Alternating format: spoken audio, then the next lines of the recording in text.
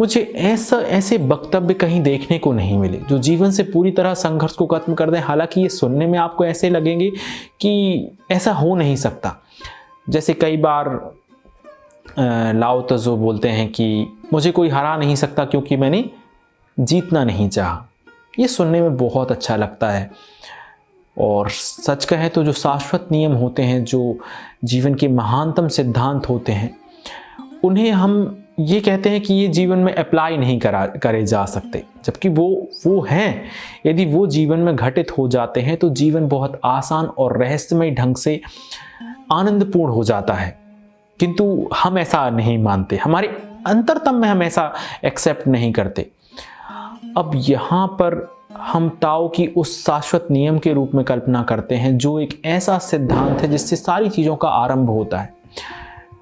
मैं कुछ शब्दों के यूज़ करूँगा, ये शब्द नहीं है, ये है वास्तविक रहस्य। आप यदि कभी पुस्तक पढ़ी होगी रांडा वर्ड की द सीक्रेट, मुझे नहीं लगता कि वो कोई बड़ा सीक्रेट है। बस एक बात है उसमें कि आपको चाहो आपको मिलने लग जाता है। लाओ त्सो बात करते हैं इस चाहत के परे जाने की कि तुम चाहना बंद कर दो और तुम्हें सब कुछ मिल जाएगा। मैं कहूँगा ये महानतम रहस्य है। अब मैं उन शब्दों को दोहराता हूँ जो एक सच में कुछ सीक्रेट हैं। पहला है करुणा, सत्य और प्रेम। गौर से समझना कि प्रेम सच में सीक्रेट है। आप देखना, कभी प्रेम इंसान में हिम्मत भर देता है, आत्मविश्वास, साहस भर देता है। जब आप प्रेम में होते हैं, जब आप एक वास्तविक प्रेमी होते हैं, आपके लिए ये सारी दुनिया बदल चुकी होती है। एक व्यक्ति जो दुखी है, यदि दुख क्यों होता है, क्योंकि हम ना स्वयं प्रेमी होते हैं और ना ही हम किसी को प्रेम करने देते हैं। हम अपने आप को बचा के रखते हैं कोई हमें प्रेम ना करे। हालांकि हम चाहते ज़रूर हैं, आप इस बात को गौर से समझना कि हम चाहते हैं कि लोग हमसे प्रेम करें, किंतु हम उनको सही ढंग से प्रेम करने भी नहीं देते, क्योंकि प्रेम लेकर आता है बदलाव, ना सिर्फ उस व्यक्ति में जो कर रहा है, उस व्यक्ति में भी जिसको किया जा रहा है। ये कुछ ऐसे बदलाव लेकर आता है जो जीवन को रहस्यमय ढंग से परिपूर्ण बनाता है, बदल कर रख देता है।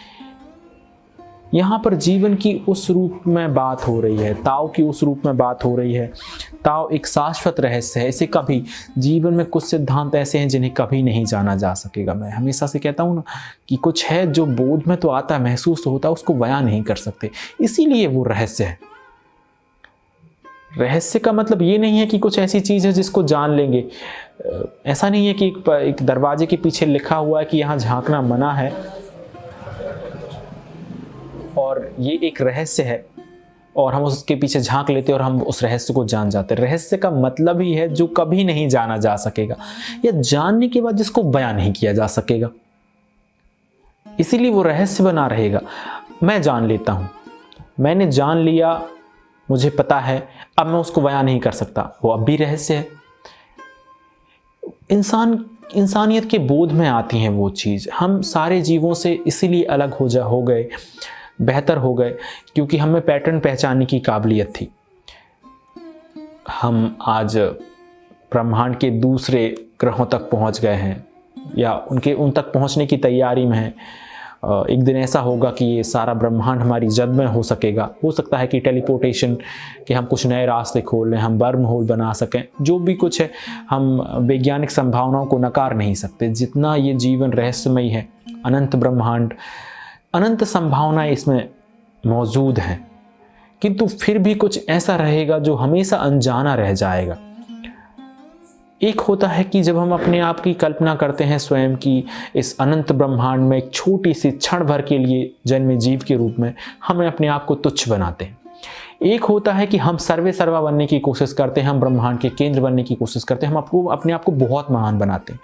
रहस्य है इन दोनों के बीच में एक संतुलन की अवस्था। जब हम ये जानें कि हम इस ब्रह्मांड के ही हिस्से हैं, हम ना महान ना तुच्छ, इसके बीच में कुछ, वो है रहस्य। हम वो चीज़ हैं। इंसान जब इस बात को बहुत गहरे में समझ लेता है, गौर से समझना आपकी, लाओ त्सो ने भी यहाँ पर किसी एक ऐसे शब्द का उपयोग नहीं करा जिससे ये क्लियर हो जाए कि वो क्या बात करना चाहते थे। वो बड़ी मिस्टीरियस बात करते हैं, उनकी सारी बातें मिस्टीरियस हैं, उनका ताव मिस्टीरियस है, किंतु ये इसीलिए मिस्टीरियस है कि ये बोध में आ सकता है। आप इसके बारे में बात नहीं कर सकते, आप कोशिश कर सकते हैं बात करने की, किंतु ये क्लियर नहीं हो पाएगा। परंतु यदि आप इसको सिर्फ महसूस कर लेते हैं उस व्यक्ति की बातों के जरिए कि वो क्या कहना चाह रहा था, थोड़ा सा भी ये बोध में आ जाता है, तो ये आपके जीवन से संघर्ष को पूर्णतः खत्म कर देगा। 2 तरीके हैं जीवन को जीने के। एक है क्यों, जिसमें आपको हमेशा एक वजह चाहिए होती है जीने की कि मैं क्यों जीऊं। हम हमेशा से कह सकते हैं क्यों जीऊं मैं, कुछ ना कुछ तो चाहिए करने के लिए। जब भी हम क्यों पर चलते हैं जीवन में, हमेशा हमारे जीवन में दुख और संताप परेशानियां आती हैं, क्योंकि हम लक्ष्य निर्धारित करते हैं, हम एक कदम आगे बढ़ते हैं और हम वहां पहुंच जाते हैं जहां हम पहुंचना चाहते हैं। आप पूछते हैं क्यों, तो हम एक वजह तलाश लेते हैं कि इसलिए हम वहां पहुंच जाते हैं। फिर हम वहां पहुंचकर आनंदित नहीं होते। एक तो हम संघर्ष उठाते हैं उस रास्ते में चलकर, वहां तक पहुंचने में आपको कष्ट तो होगा ही, एक और हम कष्ट उठाते हैं, फिर अगला वहां पहुंचकर फिर हमें अशांति मिलती है कि ये तो परिपूर्णता नहीं है, और फिर हम दूसरा एक लक्ष्य बनाते हैं। जीवन में हम लक्ष्य दर लक्ष्य बनाते चले जाते हैं और हमारे जीवन से कभी क्यों खत्म नहीं होता। दूसरा रास्ता है कैसे। जीवन में कैसे बहुत मूल्यवान है कि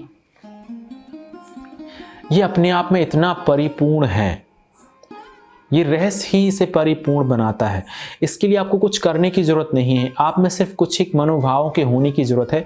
जो लाओ त्जू हमेशा बात करते हैं कि इस रहस्य को आप तब समझ पाएंगे जब आप में कुछ ये जो क्वालिटियां हैं ये आना शुरू हो जाएंगी या ये आप में होंगी। तो आपने कभी देखा है कि एक पुरुष की अपेक्षा एक स्त्री के फैसले अधिक सटीक और गंभीर होते हैं।